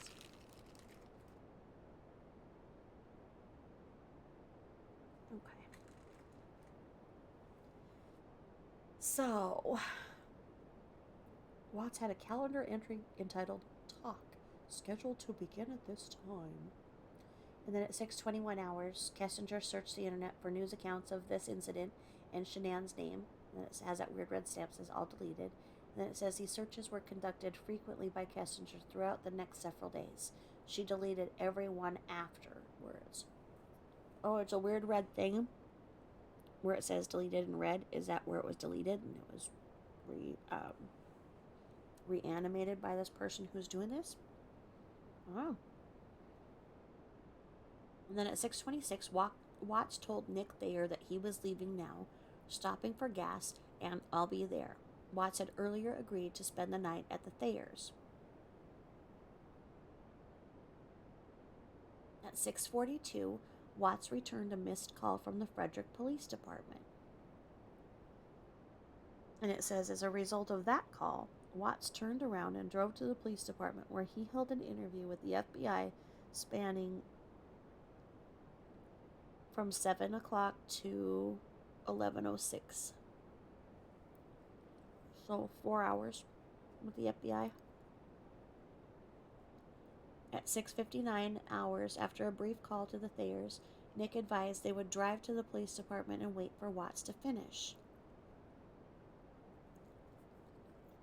At 8:10, Watts told Dave Colin he was talking with the FBI presently.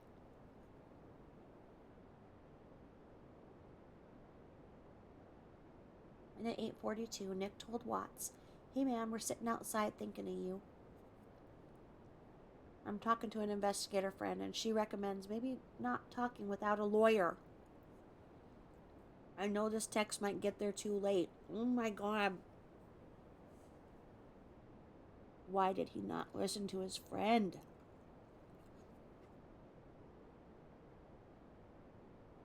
Do not talk to the cops. I know that sometimes they can seem nice. Don't do it. They want to make their case.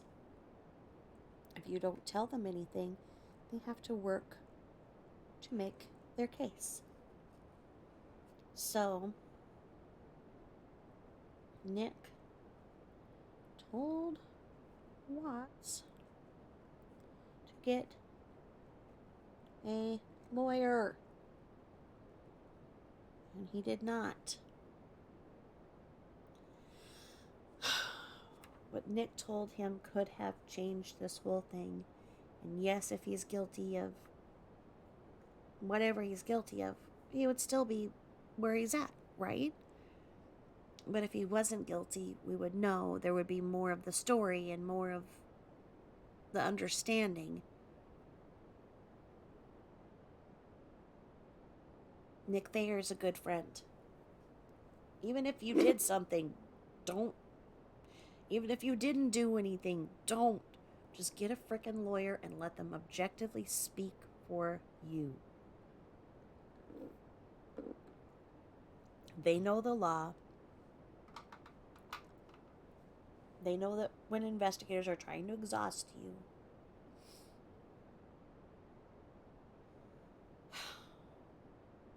at 23:04 hours, Watts added FBI agent Graham Coder to his phone contacts. August 15th, it says, Watts told an assortment of friends that he met with the FBI. They have the case now. August 15th, 2018, at 7:47 in the morning, Watts told his father, text me when you land, I can pick you up. At 9:03, Coder sent a message to Watts, said, hey Chris, it's Graham from last night. Just checking in. Will you call me back? Watts made that call 3 minutes later. Hey Chris, it's Graham from last night. Chris like, huh? Oh, all right. Like, come on. Like, he's not going to remember. 9:37, Watts told Coder that his father just landed and he was en route to pick him up. 10:13, Watts told Coder that he just picked up his dad. 10:27, Coder told Watts, swing on by the PD when you get a chance. We'll make a game plan for today. Watts answered a short call from Coder a minute later. Then it says, frequently this day news outlets sent Watts messages requesting more interviews. At 10:53 hours, Watts resumed his interview with the FBI and CBI. He eventually confessed murdering Shanann and disposing of all 3 bodies. He was subsequently taken into custody. Okay, so this is true, okay? And that's what he admitted to. He confessed to murdering Shanann and disposing of all 3 bodies. Okay, so where do we go from there to where he is in prison for 4 life sentences? Life without the possibility of parole. With no due process, no trial, no argument of temporary insanity, no nothing. Where do we go from here? We've got 25 pages left to tell me that answer.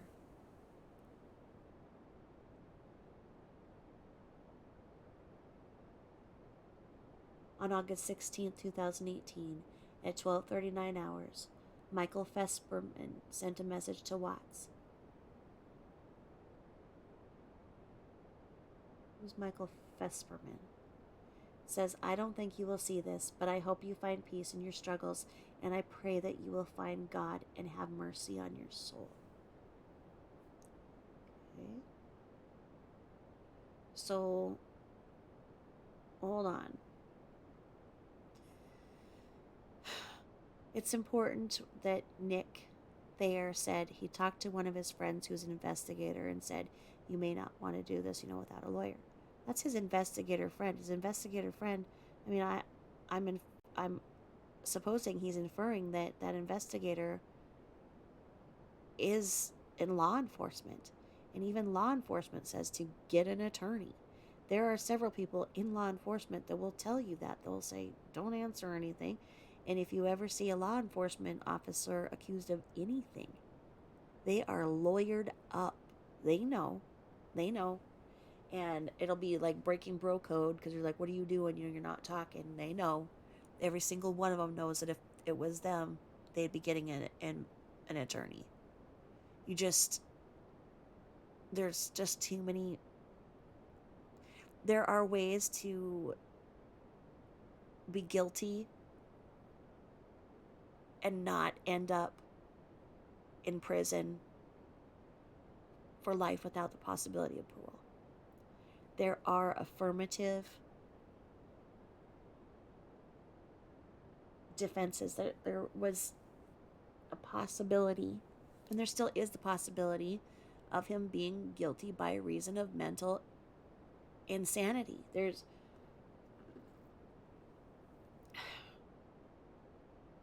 need to just not watch out.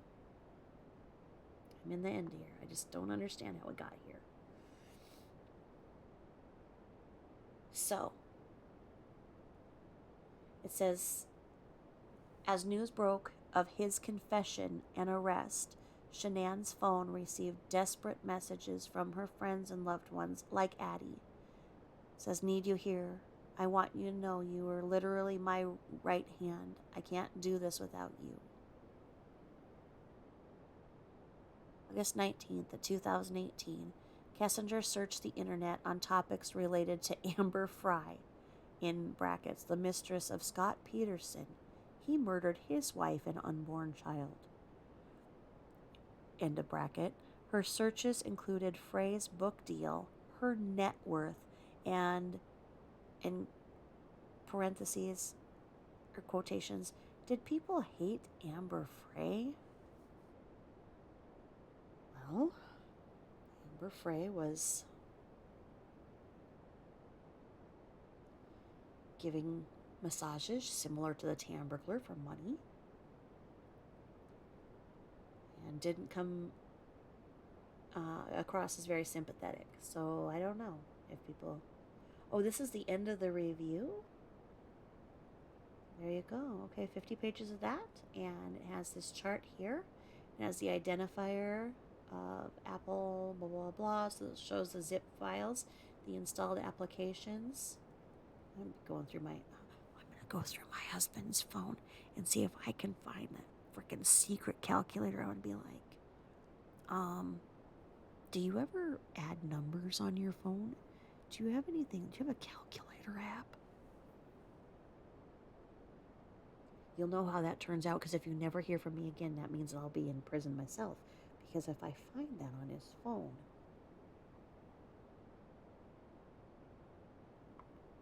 it's not going to be good, and I would be spending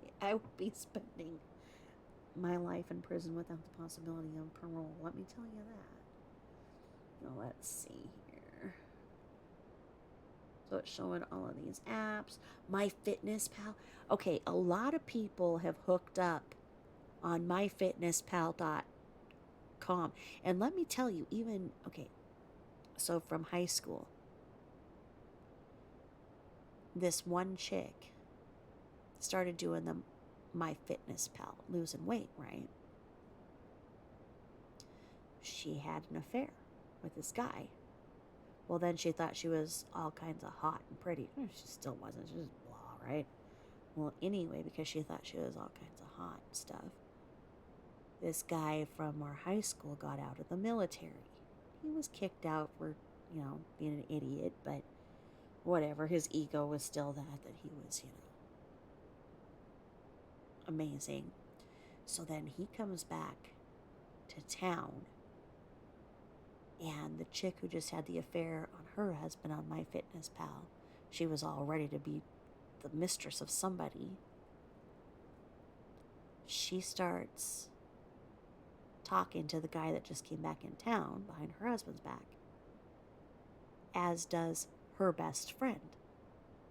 So these two are both married. Okay? And they start talking to the guy that came back into town. Neither of the other is telling the other that they're talking to the guy, right?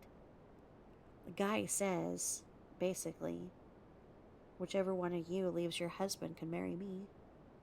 The one who did the MyFitnessPal did. And then, her high school best friend of all those years found out that and it was like, oh my God. So it's like the one who didn't leave her husband had at least an emotional affair, if not the physical one too. And it all started because this MyFitnessPal. Gotta watch out for those things. It's like, oh yeah, when you can talk to people and you can chat. Peer payment messages extension. Fitness diagnostic extension. Bluetooth Groupon. Markup private extension. What else do we have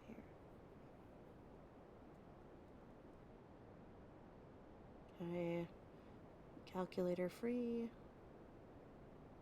Barcode support. Apple Safari. DVR scheduler. Group.com USA Mobile. HomeKit Diagnostics.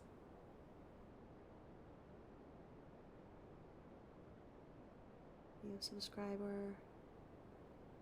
Mark it up. MyFitnessPal. Again. All of these apps. Oh my goodness. MobileCal, NFL Fantasy Weather app. Surfile TV. Apple. C Widget. Intense UI. Mobile Store. Media Social Share. Group.com. ESPN. Okay. Sandbox. I've seen that. Man, they had a lot of apps. Yeah, they didn't want Bella and Cece to open up. Didn't they get iPads sent to them or whatever by one of the grandparents?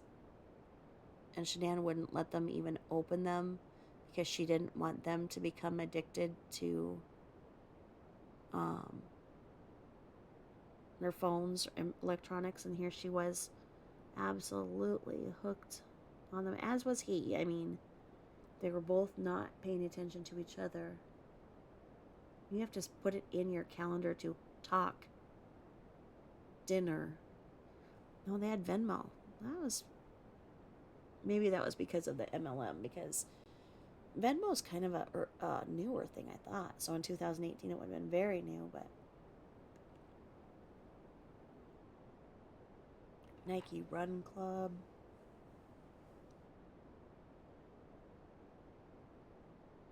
So it's just listing all of these apps that they found through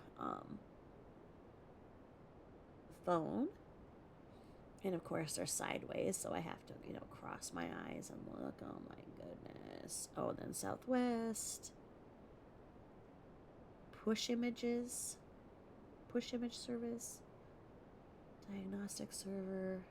MyFitnessPal again.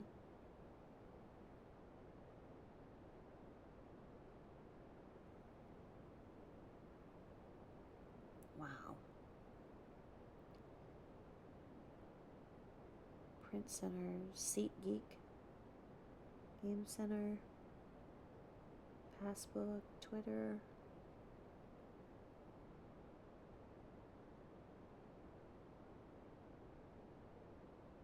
Panthers, Vivint, All Trails, Car, D&D, Diagnostics,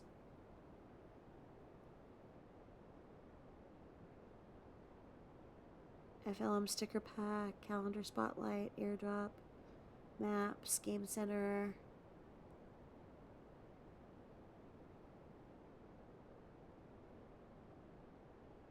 Game Center turn-based matchmaker, Siri,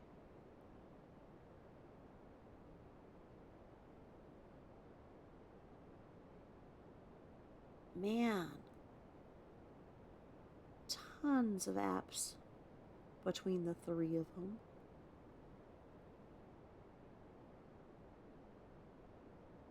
Tons and tons of them. Wow, another one. Okay, well, somebody has tadpoles. Spotlight Diagnostic, Nike Run Club, SeatGeek notification, content tickets, intensive objection, tadpoles, SeatGeek, PassKit, Helix.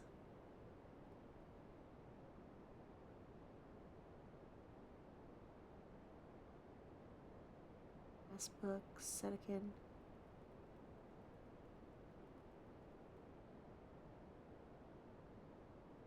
Okay.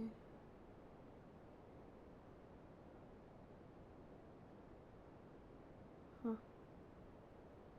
Well, you got 6 pages to show me where you found your evidence and what would have been brought to trial to show me. Down to 4 pages. You gotta wrap it. Oh, there's Christopher Watts. Oh, there's a big ol' ass mugshot there. Okay. Got a mole there. So a picture of him with his glasses and without. He's got some nose hair and doesn't show where the nose hair ends and the mustache begins. And yes, he has salt and pepper hair. Yes, he does. And this is it? This is it? This is the end?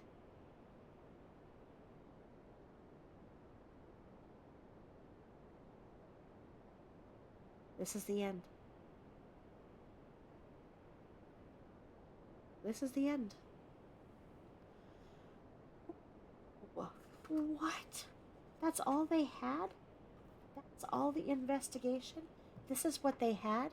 No wonder they bullied him into thinking that he had to take the plea. They had nothing. They had nothing.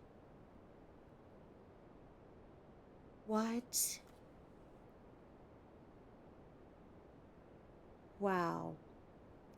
Okay, well, that's the end of the Discovery series, but it certainly isn't the end of what we're talking about. As you guys can see here, I have all of these other documents that I plan to go through, and then but I plan on doing several lives and getting through everybody's questions. I'm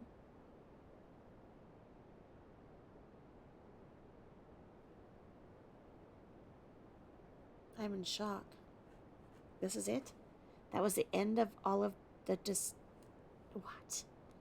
How? Oh, how was this the end? The end of the Discovery. How is this the end? Well, I guess that's climactic. Left me with more questions than answers, just like the Netflix documentary. Well, I have so much more planned. I'm glad to have gotten this project done. Thank you for being on the ride with me. I hope that you guys have seen the truth and the facts and heard them in a maybe an easier way, as it was kind of broken up into, anywhere from 1 to 3 hour segments, so they kind of sink in. Or if you start listening, you fall asleep. If you start back where you left off the last time. Thank you for going through this with me, and we will be doing some lives and having all kinds of fun next. So get your questions ready. I will be going through Discord, and then I'll be putting the link to my live on my Facebook, so you guys will be able to access it easily and be able to chat with me, just like the other live that I did. And tomorrow I go to the surgeon to have him officially tell me I can take my splint off, but I've been taking it off a lot more in the last few days. But so it's my 6 week check tomorrow, if you can believe that. So it's been nice to have this project to do while I had, my splint on. And so I see him, and thank you so much for all of the love and the prayers and the support and kind words that you've sent me as I've recovered from the surgery, and I've done so well. I'm really ahead in a lot of areas of physical therapy, not so good in some areas, especially my wrist. I've got to fix that a little bit. So thank you. We are done. The Discovery series is done. And I've got so much more to give you, so don't you worry. Don't you worry. We've got more projects, lots more projects, and not just on this case. I've got a lot of stuff that I plan on sharing with you. So thank you so much. And I will talk to you guys soon. Thanks for listening to 42 and final Discovery series.